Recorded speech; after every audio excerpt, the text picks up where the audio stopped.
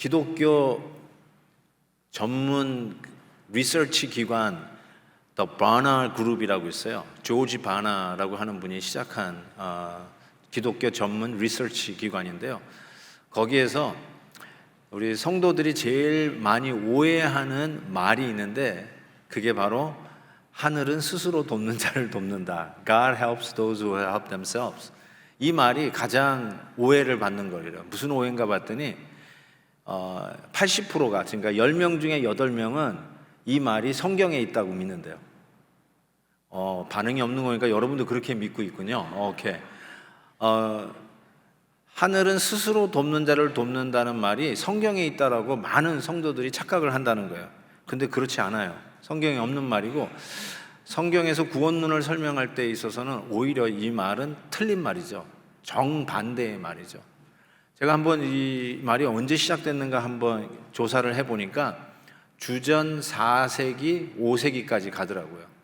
근데 이 말이 뒤에 붙어 있는 말이 있어요. God helps those who help themselves 하고 끝나는 게 아니라 그 뒤에 또 있어요.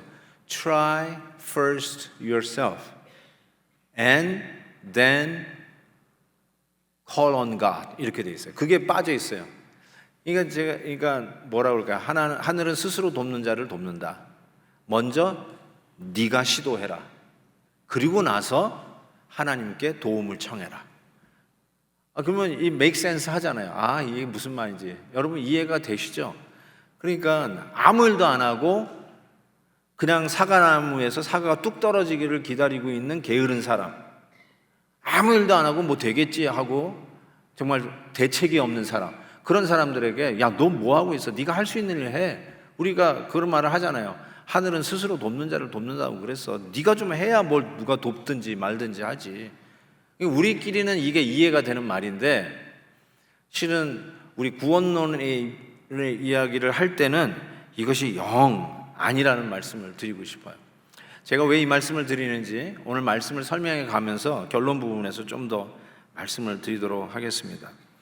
먼저 오늘 본문을 이 배경을 좀 설명을 하도록 하겠습니다. 이미 살펴봤지만 1장에서 6장까지는 다리오 왕 2년에 주신 8가지의 비전이에요. 그렇죠? 이미 우리 8가지의 비전을 다 살펴보았습니다. 그리고 7장부터 8장까지는 다리오 왕 4년에 주신 말씀이에요.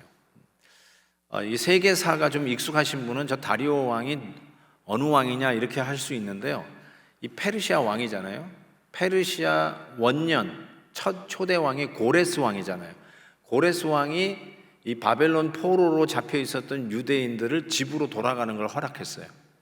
그리고 나서 왕이 한두 명 더 있었고 그 다음에 저 다리오 왕 1세가 등장합니다. 그래서 저기서 다리오 왕은 다리오 왕 1세, 그 다음에 다리오 왕 2세가 나오고 그 다음에 알렉산더 대제, 그리스의 제국이 일어날 때 싸웠던 페르시아 왕이 다리오 왕 3세입니다. 그러니까 저 다리오 왕이 누군가 똑같은 왕인가 하는데 어쨌든 저기 나오는 거는 1세예요. 그 다음에 9장에서 오늘 본문부터 시작해서 다리오 왕 4년 이후 40-50년 지난 후에 스가랴 선지자를 통해서 주신 말씀이에요. 그게 오늘 우리가 읽은 말씀이에요.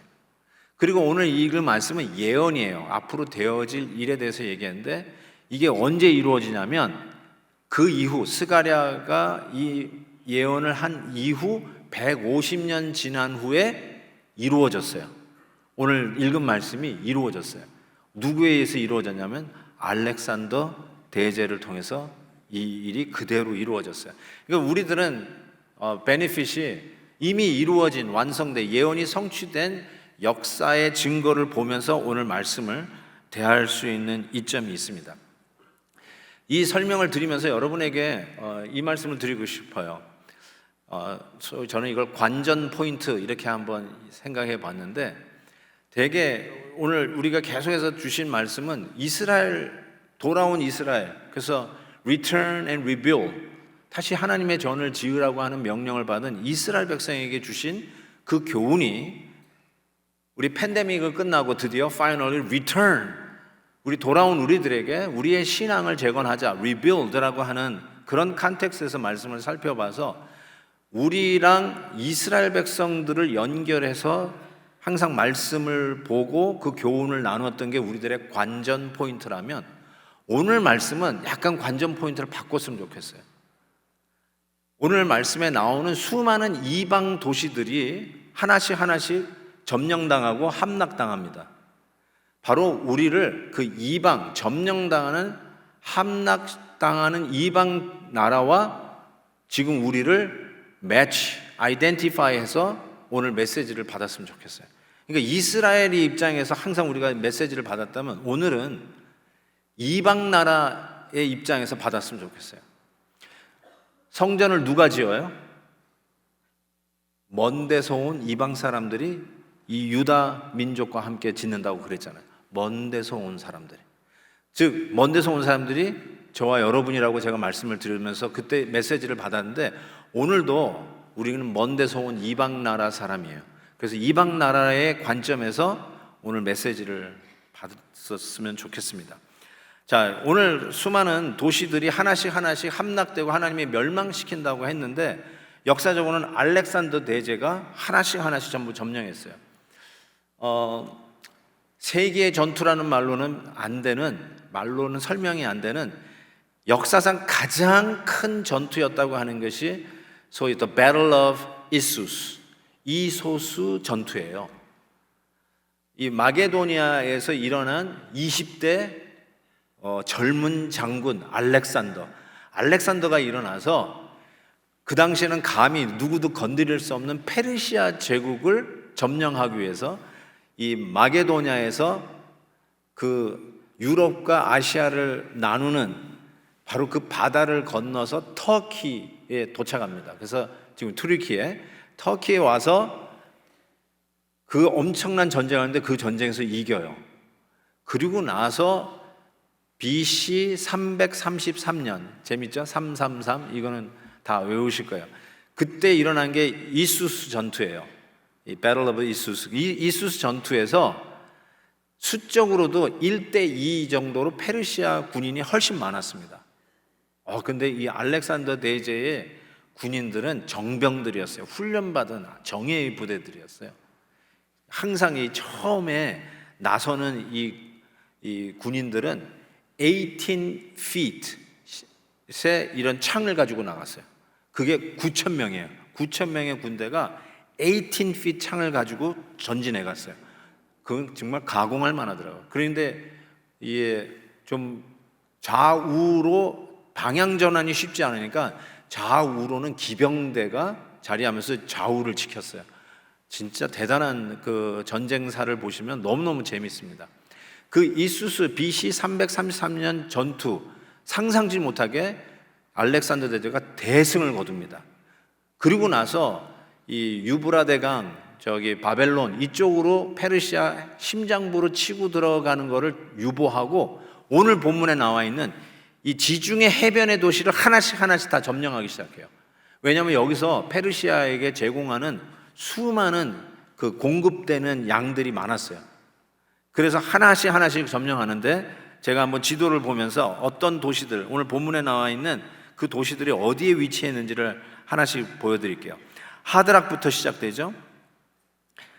그 다음에 다메섹, 하맛, 두로, 시돈, 아스글론, 에그론, 가사, 아스도, 이런 식으로 파죽지세로 저 지중해 해변의 도시들을 하나씩 하나씩 다 점령해 갑니다. 그런데 끝까지 항전했던 도시가 있는데 그 도시가 두로예요. 성경에 두로와 시돈 항상 나오는데 두로라고 하는 이 도시가 알렉산더 대제하고 끝까지 붙습니다. 7개월 만에 이 도시가 드디어 알렉산더가 점령되는데 어떻게 이 두로가 그렇게 오랫동안 버텼는가? 3절에 오늘 본문 보시면 두로를 이렇게 표현했어요. 두로는 자기를 위하여 요새를 건축하며 은을 티끌같이 금을 거리에 진흙같이 쌓았다. 대단한 도시예요. 돈이 많았어요. 엄청난 부자 도시였어요. 그런데 요새를 건축했대요. 요새라는 말은 이렇게 성을 둘렀다는 말이에요. 아주 그냥 진을 쳤다는 거예요. 그래서 함락이 불가능한데 어떻게 된 건가 봤더니 두로는 원래 섬이었어요. 지금은 섬이 아니에요. 지금 가보신 분들은 그냥 차 타고 들어가요. 근데 섬이었어요. 그래서 저렇게 요새화되어 있었어요. 난공불락이에요. 여리고성 저리 가라 할 정도로. 이 알렉산더 대제와 7개월 동안 붙었던 도시인데 저게 섬이니까 저게 가능했던 것 같아요. 그런데 알렉산더 대제가 저 두로가 버티고 있으니까 저기를 점령하기 위해서 바다를 메꾸는 전략을 합니다. 그래서 저 육지에서 저와 같이 이 두더지 작전이라고 땅을 파고 점점 바다를 메꿔가면서 저와 같이 이렇게 접근을 하고, 그 다음에 저 접근한 저 큰 타워에서 이 공성태와 같이 막 포탄을 날리면서 이 요새화된 두로시를 공격하기 시작합니다. 그래서 지금은 이렇게 지도를 보시면 이게 전부 다 육지로 덮여 있어요. 정주영 회장이 인천 앞바다를 덮었듯이 그런 걸 상상할 수 있을 것 같아요. 그래서 지금 저렇게 되어버렸어요. 근데 저기 원래는 섬이었단 말이죠. 그러니까 요새화돼 가지고 정말 난공불락이고 무너뜨리기가 힘든 도시가 두로였어요. 근데 이 두로를 알렉산더가 이 도시마저도 7개월 만에 함락을 시켰다는 것이에요. 자, 제가 관전 포인트가 우리는 다 가졌다. 우리는 그 누구도 건드릴 수 없다. 나는 막강하다. 나는 최고다. 나는 다 가졌다. 최고의 부자다. 그 두로와 같은 게 저와 여러분이었단 말이에요. 그런데 그 두로가 무너져 내렸어요. 무너져 내렸어요. 멸망당했다는 거예요. 자, 여기서 이제 끝나는데 그 다음 말씀을 보니까 트위스트라고 그럴까요? 어떤 반전이 일어나요. 제가 왜 반전이라고 하는지 한번 볼게요. 7절에 보면 그의 입에서, 이방인의 입에서, 이방 도시의 입에서 그의 피를, 그리고 이방인의 그 이빨 사이에서 그 가증한 것을 제거한다, 이렇게 표현했어요. 저 같으면 제거한다는 말 대신에 destroy, 멸망시킨다, perish, 완전히 날려버리겠다, 뼈도 못 추리게 밟아버리겠다, 뭐 이런 식의 표현을 써야 될 것 같은데 트위스트가 있어요. 제거하리라. 영어로 take away 혹은 cleanse, 씻겠다는 거예요. 깨끗이 닦겠다는 뜻이에요. 그러면서 그들도, 이방인도, 저와 여러분이에요. 그들도 남아서, remnant, 남아서 우리 하나님께로 돌아와서 유다의 한 지도자 같이 되겠고, 에그로는 아까 그 멸망에 받는 도시 리스트 중에 하나였죠. 뭐라고 얘기했죠? 소망이 수치가 되는 도시가 에그론이라고 했어요. 그 에그론이 누구처럼 된다? 여부스 사람같이 되리라 라고 말씀했어요.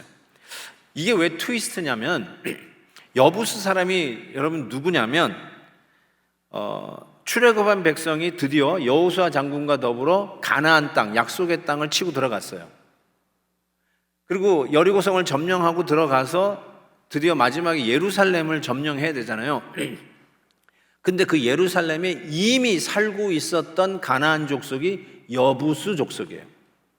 이미 살고 있었던 가나안 족속, 여부스 족속.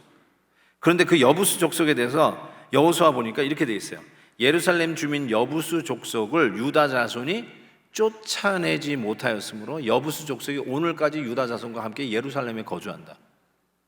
여부스 족속이 멸망 안 당했어요. 멸망 안 당하는 게 아니라 예루살렘에 유다 자손과 함께 거하는 민족이 되었다는 거예요. 사사기에도 이런 말씀이 있어요. 베냐민 자손은 예루살렘에 거주하는 여부스 족속을 쫓아내지 못하였으므로 여부스 족속이 베냐민 자손과 함께 오늘까지 예루살렘에 거주하니라. 남아있다는 거예요. 멸망당해야 되는 도시, 이 두로, 시돈, 에글론, 아스글론, 아스돗, 이런 수많은 도시들이 가사까지 블레셋까지 다 멸망당하고 사라졌어야 되는데, 아니 웬 반전인지 하나님께서 그들의 죄를 제거하시고 이 사이에 끼어있는 그 불순한 것들을 닦으셔서 클렌징 하셔가지고 남게 하시는데, 여부스같이 남게 하셨다. 예루살렘에 남게 하셨다. 예루살렘이 어디예요? 지금 성전을 짓는 바로 그 장소. 우리의 신앙을 재건하는 바로 그 센터, 그 핵심, 그곳에 여부수 족속, 우리가 여부수 족속 같은 이방인인데 우리를 그와 같이 예루살렘에 남겨놓으시겠다라고 말씀을 하신 거예요. 아니 이게 어떻게 가능한 건가 생각하는데 다윗 왕이 와서야 드디어 그 예루살렘이 The City of King David, 다윗 왕의 도시가 됩니다. 왕이 와서 여부수 족속이 드디어 같이 유다 민족과 살게 되었다라는 것이 역사적인 증거인데 이게 어떻게 가능한 건가? 왕이 왔기 때문에 가능한 거예요. 그래서 9절 말씀이 드디어 make sense 한 거예요. 시온에 따라 크게 기뻐할지어다, 예루살렘에 따라 즐거이 부를지어다. 보라, your king, 네 왕이 너에게 임하시나니 그는 공의로우시며 구원을 베푸시며 겸손하셔서 나귀를 타시나니 나귀의 작은 것 곧 나귀 새끼니라 하면서 이 왕이 오셔서 드디어 이게 가능해졌다라고 이야기를 합니다. 자, 이 왕은 성경에 계속해서 앞으로 오실 왕에 대한 예언이 있잖아요. 근데 그 왕을 이야기할 때마다 그 왕은 어떤 왕이냐면 공의롭고 정의로운 왕이라고 늘 이야기합니다. 공의롭다, 사딕, 정의롭다, 미시팟. 그래서 이 righteous하고 그 다음에 이 정의로운 justice한 그런 왕이 올 것이다. 그런 왕이 오면 우리와 같은 이방 민족, 여부수와 같은 우리들이 쫓겨나거나 멸망당하지 않고 남는 자가 되어서 유다 민족과 같이 살게 된다. 지금 그 얘기를 하고 있는 거예요. 여러분 공의롭다, 정의롭다라고 하면은 시퍼런 정의의 칼날 같은 것들이 이렇게 떠오를지도 모르겠어요. 야, 살벌하겠다. 이 왕이 왔는데 공의로운 왕이 왔어. 이젠 뼈도 못 추리겠네. 이렇게 이야기할 수 있을 거예요. 그래서 공의, 정의롭다가 이렇게 따뜻하기보다는 차갑게 느껴지는 것이 사실입니다. 그런데 성경에서 앞으로 오실 왕에 대해서 이야기를 하면서 이런 말씀이 있어요. 이사야 32장에 보면 보라, 장차 한 왕이 오시는데 그 왕이 공의로 통치할 것이다. 방백들이 정의로 다스릴 것이다. 똑같은 말이에요. 앞으로 오시는 왕이 대단하게 이렇게 하겠구나라고 했는데 실은 이것이 무섭고 그 다음에 칼날 같고 용서가 없고 그럴 것 같은데 실은 공의롭고 정의로운 통치를 하면 힘없고 연약한 자들이 살게 돼 있어요. 우리가 생각하는 이미지는 이런 것 같아요. 힘 있는 사람이 마음대로 휘두르고 결국은 힘없는 사람이 피해를 당하고 손해를 보는 그런 것이 세계 역사라고 해도 아마 틀리지 않을 거예요. 그래서 공의로운 사회를 만든다는 건 뭐냐면 법 앞에 그 누구나 평등한 것. 그 얘기 많이 나오죠. 법 앞에 누구나 평등하다. 근데 세상은 법 앞에 모든 사람이 평등하지 않고 권력 잡은 자들이 법을 마음대로 쓰는 거죠. 자기 마음대로 법을 바꿔서 쓰는 힘으로 자기네들의 이득을 취한다는 거죠. 그러니까 결국은 힘없는 자들이 피해를 당하고 소외당한다는 거죠. 그런데 앞으로 오실 왕은 공의롭고 정의로운 왕이다. 공의롭고 정의로운 왕이 오면 어떤 일이 벌어지느냐? 이사야 11장 보세요. 공의로 가난한 자를 심판하며 정직으로 세상의 겸손한 자를 판단할 것이며 그의 입에 막대기로 세상을 치며 그 입술의 기운으로 악인을 죽일 것이며. 여러분 이것이 힘없고 가난하고 내세울 게 없는 자들에겐 복음이에요. 공의와 정의가 그들에게는 이게 정의예요. 이 복음이에요. 왜냐하면 평등하게 판단을 받을 것이니까. 그래서 사무엘상 앞으로 오실 왕에 대한 예언을 이렇게 하고 있어요. 왕이 오면 어떤 왕이 오면 어떻게 되느냐? 가난한 자를 진토에서 일으키며 빈궁한 자를 거름 더미에서 올리사 귀족들과 함께 앉게 하시며. 귀족들과 함께 앉는다고요? 천만에 만만해. 이거는 말도 안 되는 일인데 공의로운 왕이 오면 가난한 자나 빈궁한 자들이 귀족들과 함께 앉는다는 거예요. 옛날에 자기네들이 마음대로 법을 트위스트해서 썼던 그 사람들과 같이 앉게 된다는 거예요. 부조리가 물러나가고 오히려 힘없고 연약하고 병자들이고 여자들이고 아이들이고 그리고 이방인, 나그네들, 외국인들, 이들이 공의와 정의로운 왕이 오면 예루살렘에 하나님의 성전이 있는 바로 그 센터에 같이 유다 민족과 거하는 자들이 된다는 거죠. 그래서 이사야서에 나오는 이 말씀이 실은 이스라엘 백성들에게만 주는 약속이 아니라 우리 이방인들에게도 주는 약속이었어요. 이사야 41장에 두려워하지 말라, 내가 너와 함께 함이라. 놀라지 말라, 나는 내 하나님이 됨이라. 내가 너를 굳세게 하리라. 참으로 너를 도와주리라. 참으로 나의 의로운 오른손으로 너를 붙들리라.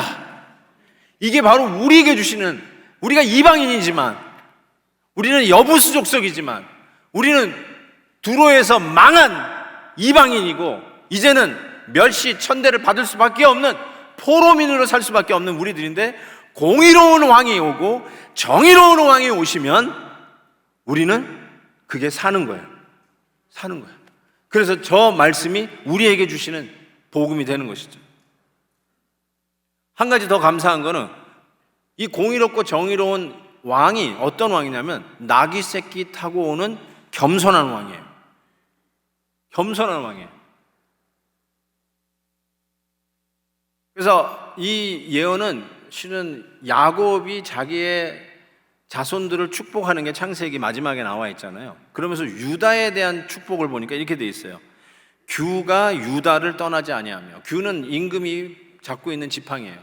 왕권이 유다를 떠나지 않는다는 거예요. 이 유다의 지파에서 왕이 오신다는 거죠. 누구를 얘기하는지 아실 거예요. 그에게 모든 백성이 복종하고, 그런데 이렇게 돼 있어요.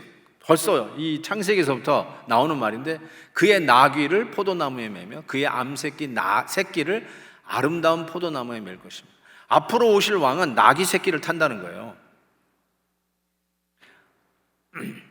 그래서 오늘 말씀에 바로 이 나귀 새끼 타고 오시는 분이 누구인지를 예언하는 이 스가랴 말씀이 누구인지를 우리는 알게 돼 있어요.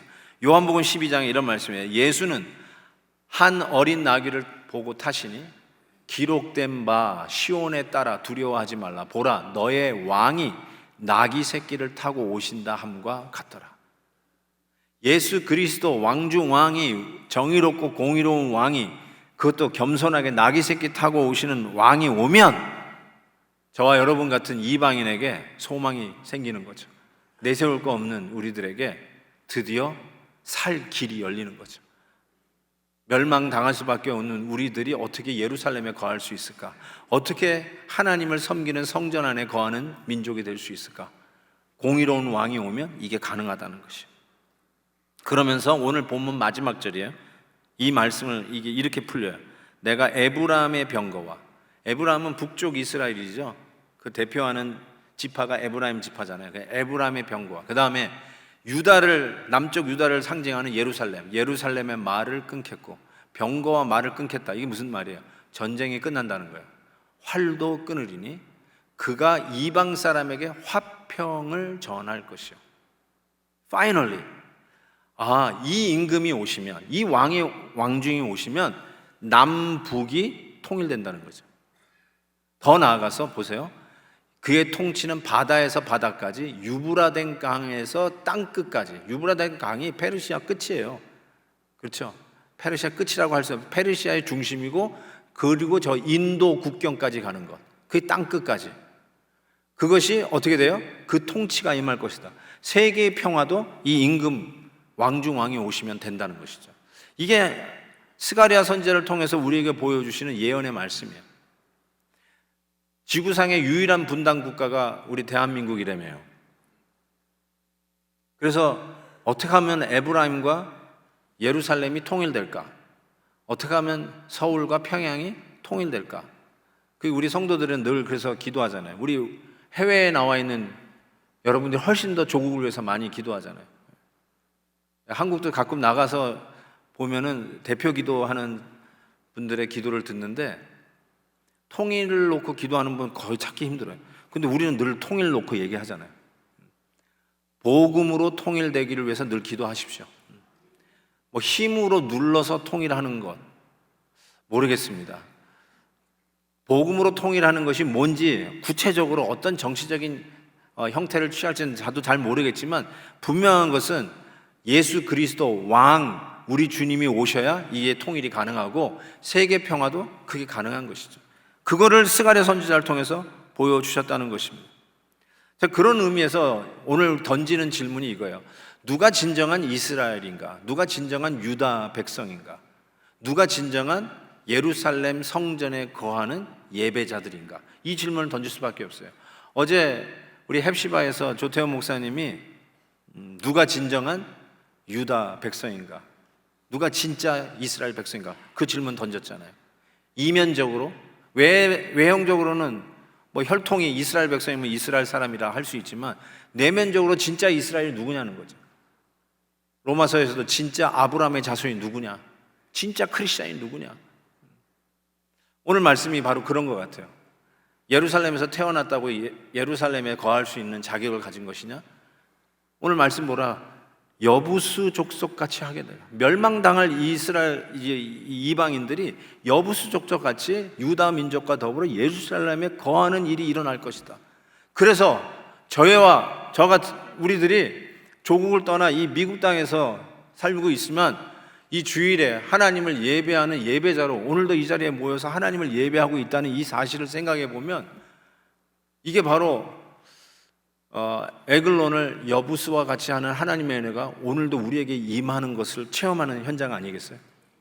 우리가 원래 이방인이잖아요. 우리가 원래 이 자리에 있을 수 없는 사람이잖아요. 어떻게 100여 년 전에 한국에 복음이 들어왔고 그 복음으로 말미암아 우리가 예수 믿게 되었고 이민을 와서도 이와 같이 하나님을 예배하는 이 예배의 현장에서 같이 모여서 주의 이름을 높일 수 있다는 이 사실 하나만 생각해 봐도 스가랴 선지자를 통해서 예언하신 말씀이 그대로 우리에게 이루어진 것을 우리는 체험할 수 있다고 생각합니다. 그래서 우리에게 남아있는 것은 하나님을 자랑하는 것 외에는 내 안에 있는 것으로 두로에 쌓여있는 은과 금 그거 가지고 자랑 옛날에 하면서 살았는데 그걸 다 허물으신 우리 하나님께서 이제부터는 우리의 자랑은 여부수 족속이 예루살렘에 같이 거하게 하셨던 그 은혜를 체험하는 자들이기에 하나님만 자랑하는 백성으로 삼으신 것이죠. 그래서 이사야 45장 보세요. 이스라엘 자손은 다 여호와로 말미암아 의롭다 힘을 얻고 자랑하리라 하느니라.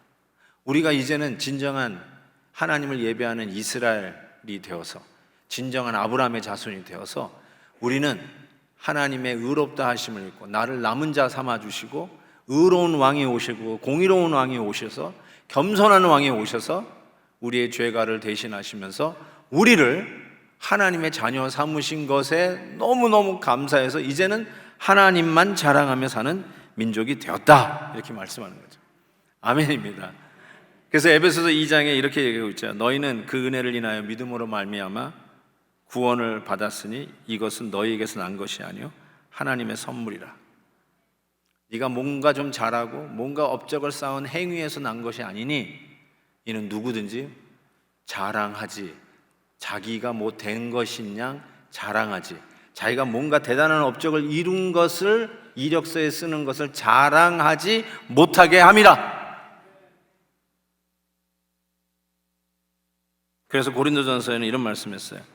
너희는 하나님으로부터 나서 그리스도 예수 안에 있고 예수는 하나님으로부터 나와서 우리에게 지혜와 의로움과 거룩함과 구원함이 되셨으니 기록된 바 우리 같이 읽을까요? 기록된 바 자랑하는 자는 주 안에서 자랑하라 함과 같게 하려 함이라. 이제 우리에게 남은 거는 주 안에서 자랑하는 것 외에는 할 게 없죠. 진짜 여러분 뭘 자랑하고 싶으세요? 우리가 은혜로 구원을 받았잖아요. 그 말은 여러분이 기여한 게 하나도 없다는 뜻이거든요. 내가 이렇게 했더니 내가 구원받았다. Oh, God helps those who help themselves. 하늘은 스스로 돕는 자를 도왔는데 그게 나다. 내가 이렇게 했더니 하나님이 나한테 이런 구원의 은혜를 베풀어. 이게 통하지 않는 것을 역사적으로 증명해내셨잖아요. 그리고 그 증명한 예언이 성취된 그 결과에 우리도 포함되어서 여부수 족속 같은 우리들이 예루살렘에 남아있는 자가 되어 있다는 것. 그게 저와 여러분의 현 주소이고, 그래서 우리의 자랑은 주 안에서 자랑할 것 외에는 없다는 사실. Period. 가끔 소위 시험 든다는 표현을 쓰잖아요, 교회 안에서. 근데 목사니까 시험 든 분들을 이렇게 위로도 해야 되고 등도 두들겨 드려야 되고 해야 할 일을 해야 되겠죠. 그런데 시험 든 그 원인을 살펴보면 막 너무너무 속이 상해. 예수 안 믿는 사람이 그렇다면 이해가 돼. 그건 완벽하게 이해가 돼요.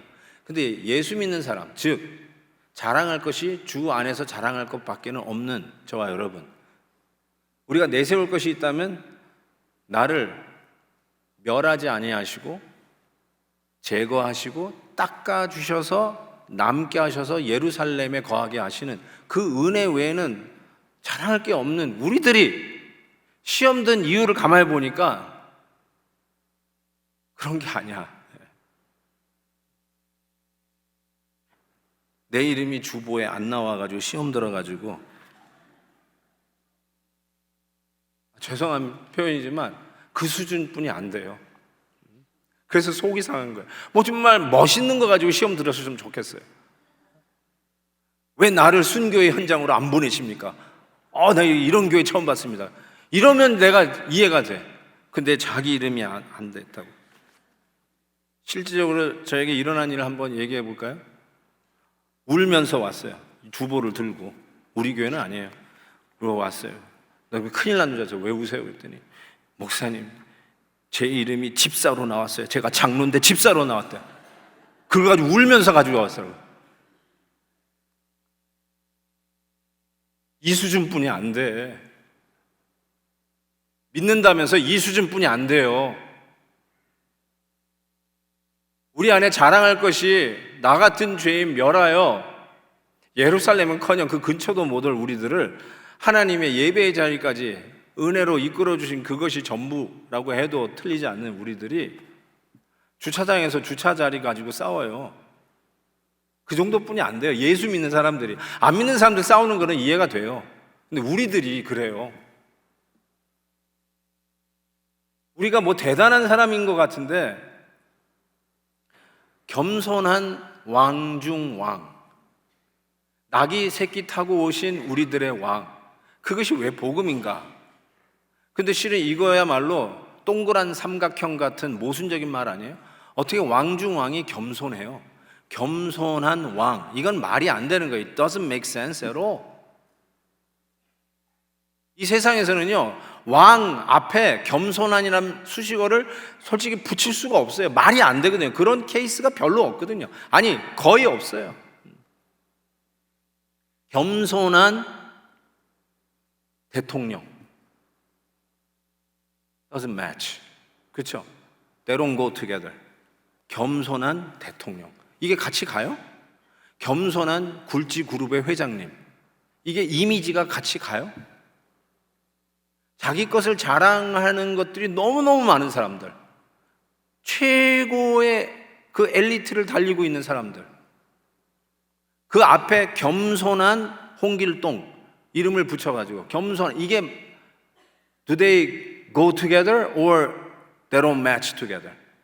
어느 게 맞아요, 여러분? 한번 여러분의 이름을 넣어서 겸손한 홍길동 한번 해보실래요? 그게 어떻게 느껴지시는지 해보는 거예요. 자기 이름 넣어서 겸손한, 그 다음에 김한효 이렇게 넣어보는 거예요. 시작. 겸손한. 왜 안 해요? 제가 안 하는 이유를 얘기해 볼까요? 겸손하지 않아요. 겸손한 김한효. They don't go together. They don't go together. 이게 속상한 거예요. 겸손한 나귀 새끼 타고 오신 왕 중 왕, 진짜 말이 안 되는 거거든요. 그런데 그분에게는 겸손한 우리 주님이란 말이 되는데, 그 은혜로 전부 1부터 100까지 사는 우리가 앞에 겸손함을 붙이는데 말이 잘 안 돼. 뭔가 우리는 자랑할 게 내 안에 있어요. 내가 만들어낸 게 있어요. 나를 지켜 세우고 싶은 게 있어요. 내 이름이 왜 안 나왔냐는 거예요. 내 이름의 순서가 왜 제대로, 이게 알파벳 순서냐 가나다라 순서냐, 이걸 따지고 있어요. 그 수준뿐이 안 돼.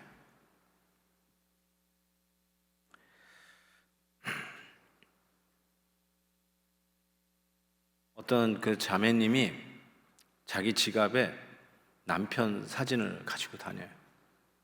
그래서 야, 남편 되게 사랑하나 보다. 우리 아내는 그런 거 안 가지고 다니는 것 같은데, 이런 생각을 했어요. 그랬더니 목사님 그런 게 아니래요. 그럼 왜 가지고 다니세요? 그랬더니 자기가 힘들고 어려운 일이 있을 때마다 지갑을 열어서 남편을 본다는 거야. 야, 진짜 남편이 대단한 남편이구나. 아니, 그게 아니라 남편을 보면서 내가 이 인간과도 살았는데 내가 못할 일이 뭐가 있겠느냐.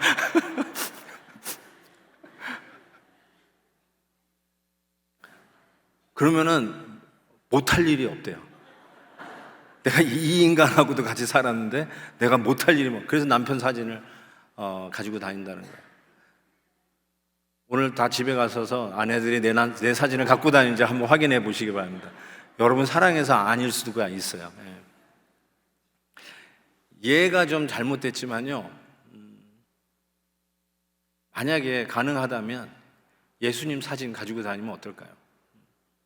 아무리 힘들어도, 아무리 교만하고 싶은 유혹이 와도 뭔가 좀 이렇게 어깨에 힘주고 내세울 게 있고, 뭐 진짜 치사하게 말이죠, 장로 안 됐다고 딴 교회 가는 그런 수준뿐이 안 되는 우리들 아니에요? 치사하잖아요. 말을 안 해서 그렇지. 이 교회는 나를 인정 안 해. 여기만 교회냐? 그게 우리 수준이에요. 내게 자랑할 게 있는 거예요. 그런데 실은 자랑할 걸 주 하나뿐이 없다고 얘기했잖아요. 여부수 같은 족속인데 예루살렘에 남게 하셨잖아요. 그 은혜로 이제는 자랑할 거 있다면 주님의 은혜만 자랑할 것밖에 없는, 죽었던 자를 살리신 거 아니에요. 예수님 사진을 뜰 수 있다면, 야, 예수님이 나를 이렇게 사랑하셨는데 힘을 내면 어떨까요? 우리 셀폰에 남편 사진은 없어도 예수님 사진이라도, 예수님이 받은 은혜라도 우리가 리마인드 할 수 있다면, 내가 이렇게 교만하면 안 되지. 내가 뭘 자랑할 게 있다고. 떠내려가는, 죽어가는 나를 건져내서 살려나셨는데 내가 거기서 뭘 얘기하겠어요? 보따리를 내놓으라고 하는 이런 배은망덕한 사람은 되지 말아야지. 그런 은혜로 살아가고, 그래서 자랑할 것이 있다면 주 안에서 자랑할 것밖에 없는, 하나님의 은혜 외에는 자랑할 것이 없다는 거 아니겠어요? 저는 중학교 2학년 때 거듭나서 그때 하나님 앞에 헌신하고 좌로나 우로나 치우치지 않으려고 그냥 여기까지 달려왔다고 이미 말씀을 드렸습니다. 지금도 눈을 뜨면 제 첫 기도는 하나님, 나 같은 죄인 구원해 주셔서 감사합니다. 이게 제 눈 뜨면 처음으로 하는 기도예요. 지금까지도 그 기도를 하는데, 지금 생각해 보면 그때 그 거듭났을 때 받았던 은혜는 제가 이렇게 표현하자면 이렇게 표현할 수 있어요. 까무러치게 좋았던 것 같아요. 더 좋은 말이 있으면 더 좋은 말 좀 썼으면, 까무러치게 좋았어요. 너무너무 좋았어요. 그래서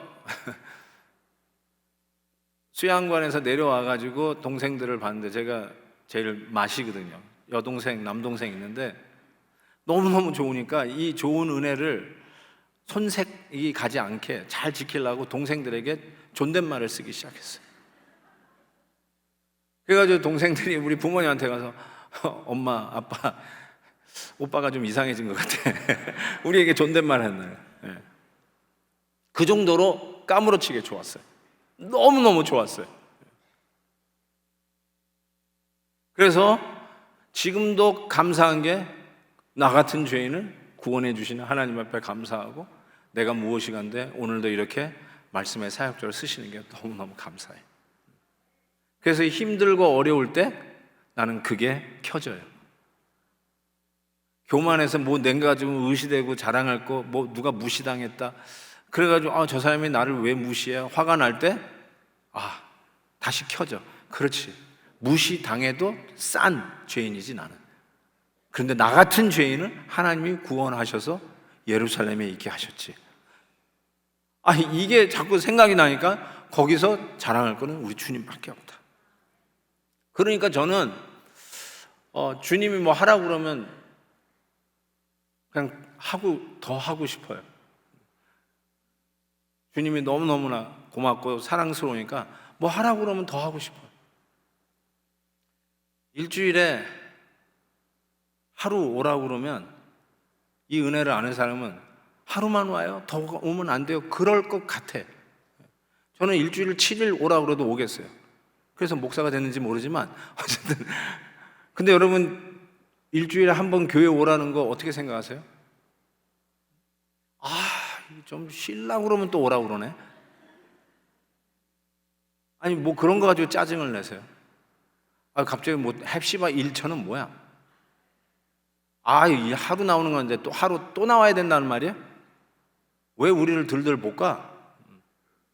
여러분 그러겠어요? 아니면 더 나오면 안 돼요? 수요일은 나오면 안 돼요? 매일 나오면 안 돼요? 나 같은 죄인 살리신 그 은혜 고마서 하나님께서 뭐 하라고 하면 더 하겠네. 하나 내놓으라고 하면 둘 내놓겠네. 그게 우리 마음 아닐까요? 이게 하나님의 사랑을 아는 자들의 고백이 아닐까요? 사랑하는 여자친구가 페이퍼 써달라고, 리포트 써달라고 그래도, 전공이 달라도 밤새워가지고 자기 여자친구 리포트 써주는 게 사랑하는 사람에 대한 특권 아니에요? 사랑하는 여인이 집에 데려다 달래요. 내가 왜 그런 걸 데려다 주냐고. 그게 연인이에요? 저는 5분만 가면은 우리 와이프 집이었어요. 제일 마음이 안 좋았어요. 1시간은 가면 얼마나 좋을까. 네. 사랑하니까 그것도 한 번이라도 10번이라도 가겠다. 우리 딸이 산타바바라 학교 다니잖아요. 우리 딸이 오라 그러면 저 가요. 우리 딸이 오래? 내가 가야지. 누가 가? 왜요? 가고 싶어요. 내가 너무너무 사랑하는 딸이니까. 야, UCI로 오지 왜 산타바바라 가가지고 이 고생이야? 저 그런 적 없어요. 네. 산타바바라도 가는 거예요. 우리 딸 데리러 가는 거예요.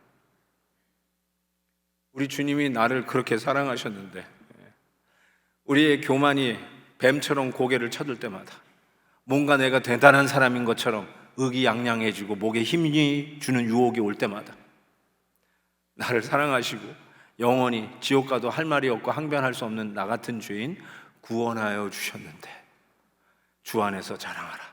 주님의 은혜 외에는 내세울 게 없는 이 하나님의 은혜를 생각해 보면 우리가 넉넉히 하나님께서 나는 스스로 도울 수 없는 자임을 고백한 우리들에게 베푸신 은혜를 자랑하며 사는 이 시대의 하나님의 자녀, 이 시대의 하나님의 백성 되지 않겠습니까?